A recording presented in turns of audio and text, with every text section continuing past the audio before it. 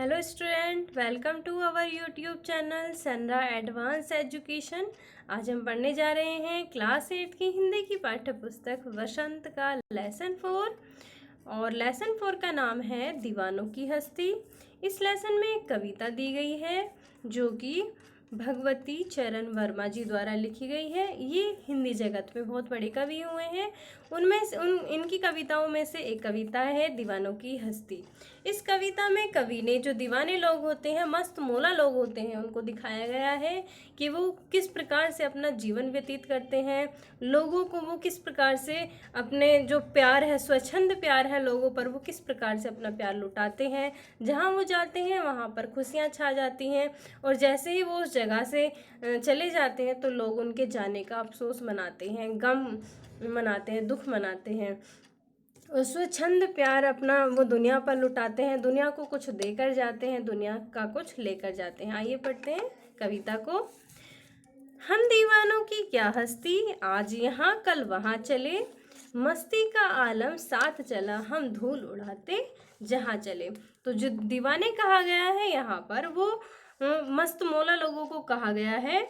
इनमें कहा गया है कि दीवानों की कोई हस्ती नहीं होती है, अर्थात वे इस घमंड में नहीं रहते हैं कि वो बहुत बड़े आदमी हैं या फिर उन्हें किसी चीज़ की कमी का कोई अफसोस होता है। मतलब उन्हें इस बात का कोई घमंड नहीं होता है कि वो बहुत बड़े हैं या फिर उनको इस चीज़ मतलब उनको किसी चीज़ का अभाव है, किसी चीज़ की कमी है, इस चीज़ का भी उनको कोई अफसोस नहीं होता है। वो हर हाल में मस्त होते हैं, वो अपनी ही मस्ती में मस्त रहते हैं और उनकी इस मस्ती में जो दुख है या फिर जो गम है वो बिल्कुल टिक नहीं पाता है। वो धूल की तरह उड़नछू हो जाता है जो दुख होता है उनकी मस्ती को देख करके।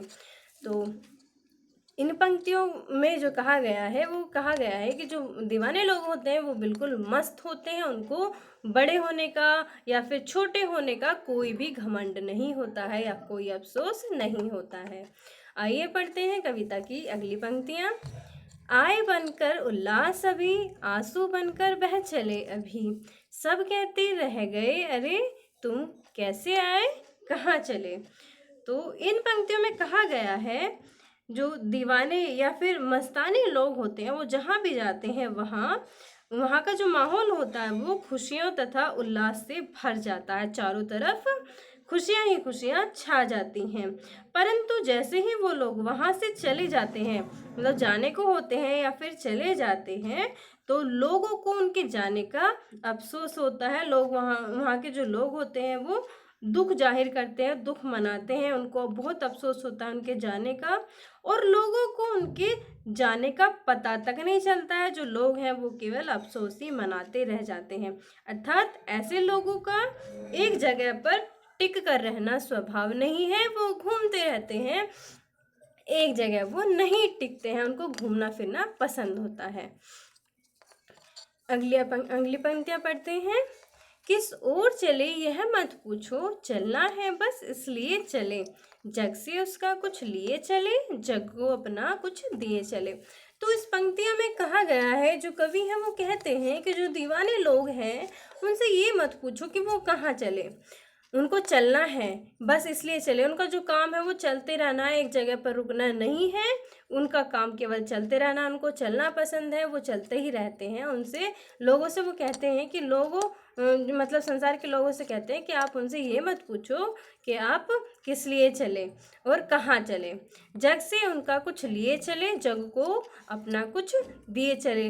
जग से वो ज्ञान प्राप्त करते हैं, जग से कुछ लेते हैं मतलब ज्ञान प्राप्त करते हैं और उस ज्ञान को बांट करके जग को कुछ देते हैं, जो संसार है उसको कुछ देते हैं।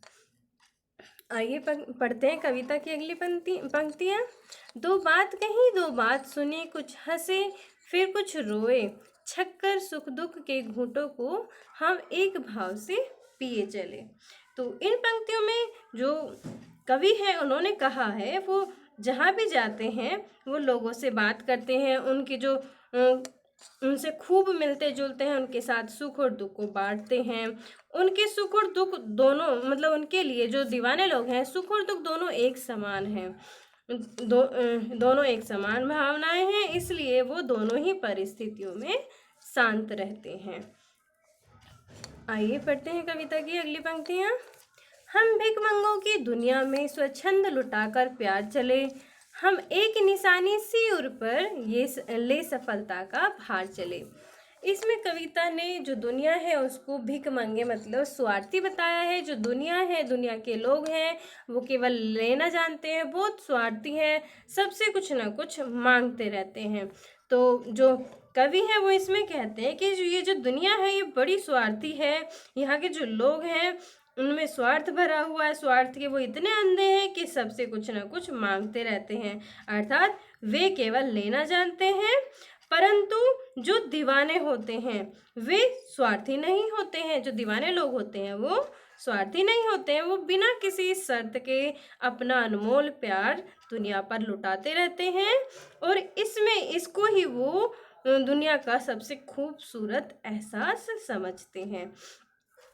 इसके अलावा उन्होंने जीवन में कई बार असफलता का स्वाद चखा है। वो कई बार असफल हुए हैं, नाकामयाब हुए हैं, लेकिन उन्होंने इसका जो बोझ है, इसका जो भार है असफलता का, उन्होंने किसी और पर इसको नहीं डाला है।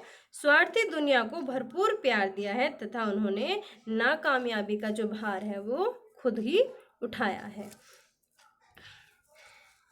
अब अपना और पराया क्या आबाद रहे रुकने वाला, हम स्वयं बंधे थे और स्वयं हम अपने बंधन तोड़ चले।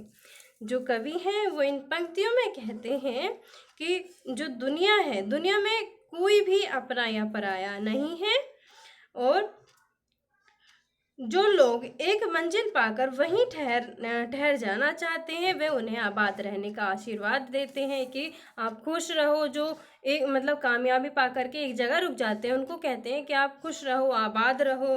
और इसके अलावा जो कवि हैं मतलब जो दीवाने लोग हैं वो खुद एक जगह पर नहीं बंद कर रहते हैं, वो अपने जो सांसारिक बंधन है उनको सबको तोड़ देते हैं और इसी में वो संतुष्ट रहते हैं, खुश रहते हैं। तो ये थी कविता आज की, दीवानों की हस्ती, भगवती चरण जी द्वारा लिखी हुई बड़ी अच्छी कविता थी। मस्तमौला लोगों के बारे में कहा गया है, कही गई है, ये कविता लिखी गई है। वीडियो अच्छी लगी तो वीडियो को लाइक करना और चैनल को सब्सक्राइब करना ना भूलें। Thank you.